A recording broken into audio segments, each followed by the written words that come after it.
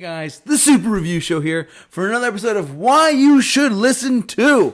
This is a Why You Should Listen To episode on The Police, the infamous new wave band from the early 80s that had one huge hit, actually many huge hits, but one really big number one hit, and then that was it.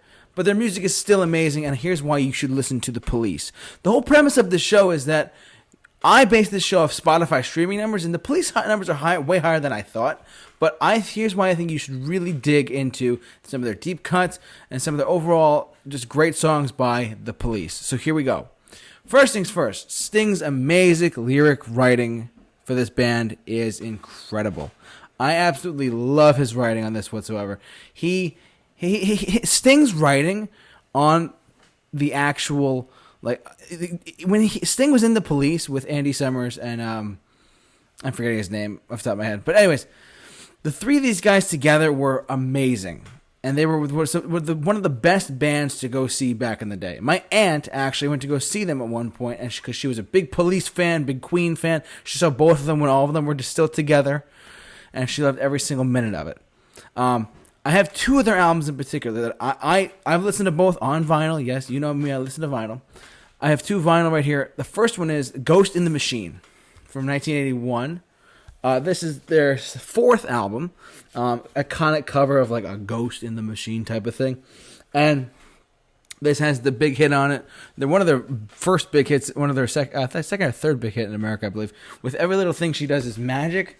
There's another song here called Invisible Sun, Spirits in the Material World. Darkness is a really great deep cut. Honestly, and let's not forget, these songs were produced by three guys. Sting, Andy Summers, and I'm forgetting the last member of The Police for some reason, but that's okay. That album is great, but once they got past, that was 1981 when that was charting in the U.S. and the U.K., of course, and you know I'll get to their sound in a second. But their next album made them global superstars, and sadly, it was their last album. But I do have a vinyl pressing of it. It's The Police's Synchronicity. Synchronicity is a great album. Start to finish, it's probably their best album to me, in my opinion. With Synchronicity 1, Walking in Your Footsteps, Oh My God, Mother, Miss Grandico, I think they say it, and Synchronicity 2, one of their biggest hits. Side 2, when you flip the vinyl over, you would have the first cut you'd hear would be Every Breath You Take. Every Breath You Take. Everyone thinks it's a love song. It's actually a song that is really about Sting's ex-girlfriend and how he's like watching her. It's actually really about that, but the music makes it come across as a love song, which is pretty interesting. I don't know if you guys ever knew that, but that's pretty fascinating stuff. The iconic cover there of the three of them. A great band, just one of the most iconic bands. This is when they were really falling apart too. I'm gonna leave a link for an audio interview from I think 2011 from talking about the making of this album in the description of this video, so you guys can check that out on your own. What is it? Every Breath You Take, King of Pain, another great track. Wraps Around Your Finger, Tea in Sahara, the closes out of the album. Then that's it. We never heard from The Police again until their reunion tour in like the mid 2000s that they did.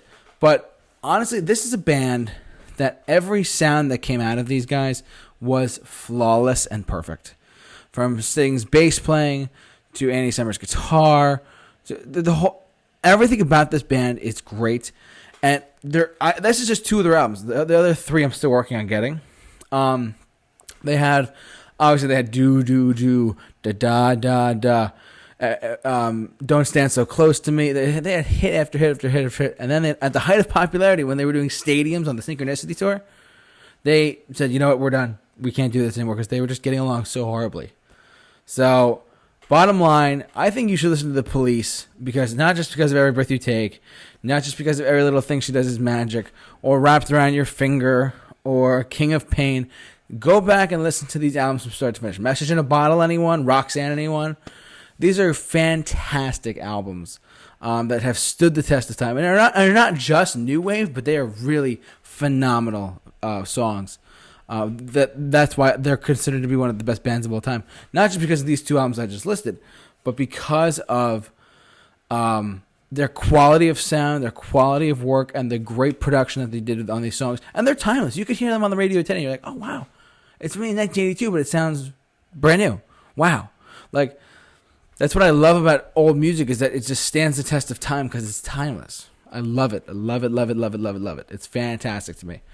But like I said, you can go back to Don't Stand So Close to Me. You can go to Roxanne. You can go to Message in a Bottle.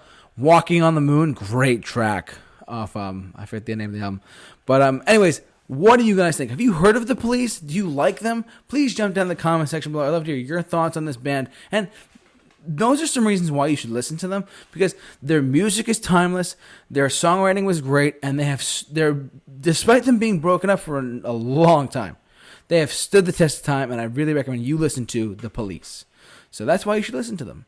But for all of your why you should listen to videos, keep it locked on This Review Show. The J-Man is off to rock. See you guys later.